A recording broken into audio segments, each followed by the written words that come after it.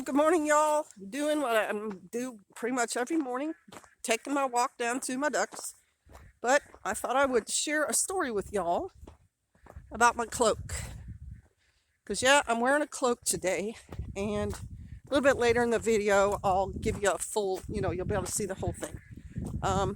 This cloak came about as I became curious about cloaks a while back. I'm into practical realities and eccentric but effective clothing. It's a joke now on the channel with us elderly ladies who are, still doing the homesteading thing and not caring. It's NAFS. Being out here doing these chores every day, not a fashion show. And so, yes, sometimes we do our chores in our pajamas. But today the cloak is on because it's cold. And the whole reason I made it was for cold weather, to really be protective against cold weather. And so Pastor Joe, I guess I could sit down for this part. Pastor Joe told me that there was a website, and I forget which one it's called now, that was selling winter weight wool army blankets for cheap. I think they may have been like $4 a piece or something. And so he said, you could make a cloak for that with that. And I'm willing to buy them for you. And so I said, yeah, sure. Every once in a while I'm up for a challenge. And I said, I'm not exactly sure how to do a round thing. And he said, just, look it up. You'll be able to find a pattern for it. And so that's exactly what I did. And I don't remember if I got it out of one of my books. Might have been the Reader's Digest Back to Basics or another book I had. But I did find a very simple pattern. And he ordered the wool blankets. And when they showed up, I just laid them on the ground, cut them in the pattern, which, if I remember correctly, is basically a circle, and then you cut out the neck in 4 pieces. I think it's 4, might be 2. And just, put them together, sewed them together on a sewing machine. I did do hand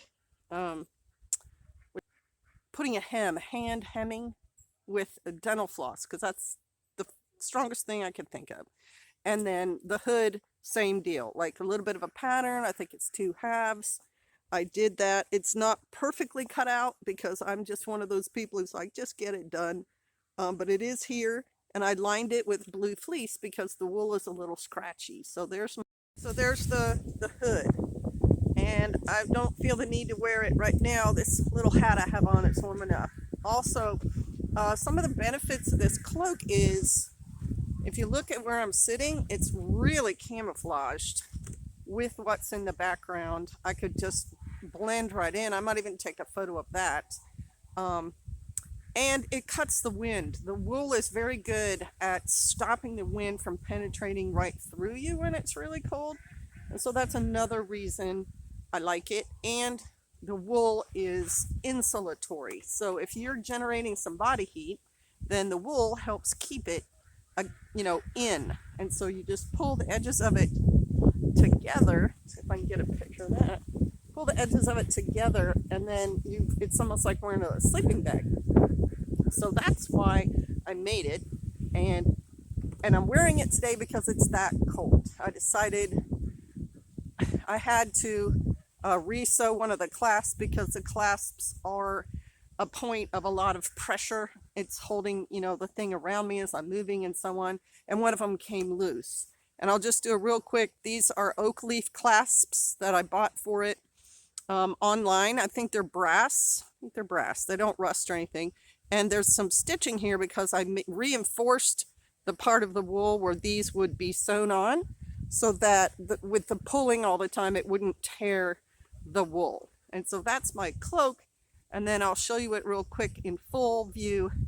And there, I hope it inspires you. All right, I'm going to turn so you can see it from the back. I believe I can get most of it in the picture this way. And here it is from the front.